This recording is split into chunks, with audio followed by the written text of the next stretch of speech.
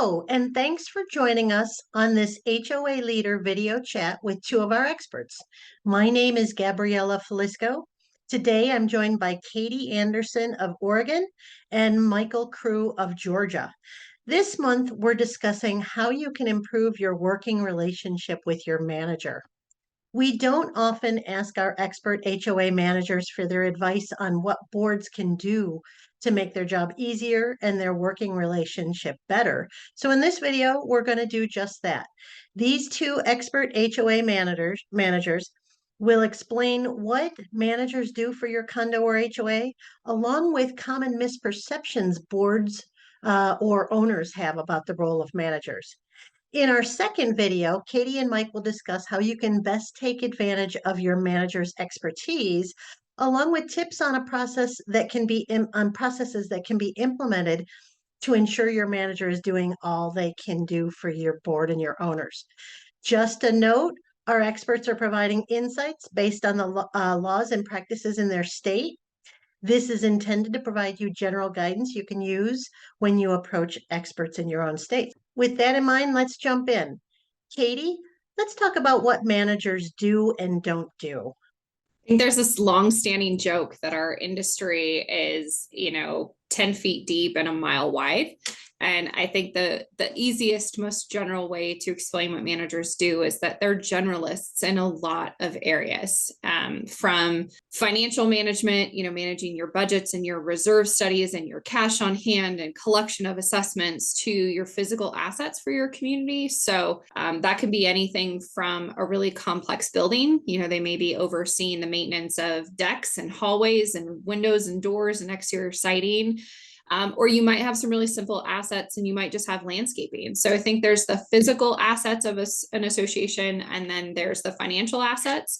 And the role of a manager is to really manage the day-to-day functionality of that. So it may be interfacing with your contractors, overseeing contracts, and the board's role is really to be the decision makers. So they're making the decisions, and as a manager, you're taking and implementing those in a day-to-day. And for every community can look a little different based off of what those assets are, what they're collecting financially, and then what maintenance responsibilities they're responsible for as an individual association.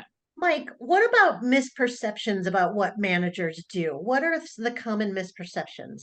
Well, I think one thing that often happens is boards and homeowners forget that their environment is a business environment, and they have a tendency to act like it's a club, or they're dealing with their neighbor, or it's something they're doing in their own home. And so I think that's one big misperception, is that managers are operating in a business environment, and boards should also operate in that environment. I think another thing that boards sometimes lose sight of is that when for most contracts, I should say, for most agreements, when they purchase management skills or management services, they're buying a slice of the manager's time. Okay. The manager is not dedicated to them full time, 7 days a week, 24 hours a day. And so boards sometimes lose sight of the fact that a manager is a shared resource among all the clients that the manager takes care of. Now, of course, that's not true in the case of like large scale managers or on-site high-rise managers or things like that. But the vast majority of clients are not those. They are homeowners associations or townhomes or condominiums, low-rise condos, where the manager has 6, maybe 10, maybe 15 clients, associations. And so they're dividing their time. And so they lose sight of that. And then Katie went to something I think is really important. They think the manager's an expert on everything. Okay. And there's no way that a manager can be a CPA, can be an attorney, can be a general contractor, all the things Katie mentioned. But yet they come to managers and they look at them and they go, well, why don't you know that? They don't say it, but they go, well, why don't you know this? Or why don't you know that? It's like, well, because I didn't go to law school, I didn't get an accounting degree, and I don't have a general contractor's license. Okay. I'm supposed to be a facilitator for you, not the person who brings the bottom line expertise to the meeting. Yeah. Excellent. Yeah. Excellent. Listeners, thanks, Katie and Mike, for your quick takes. And listeners, thanks for joining us. We hope you'll join us again next month.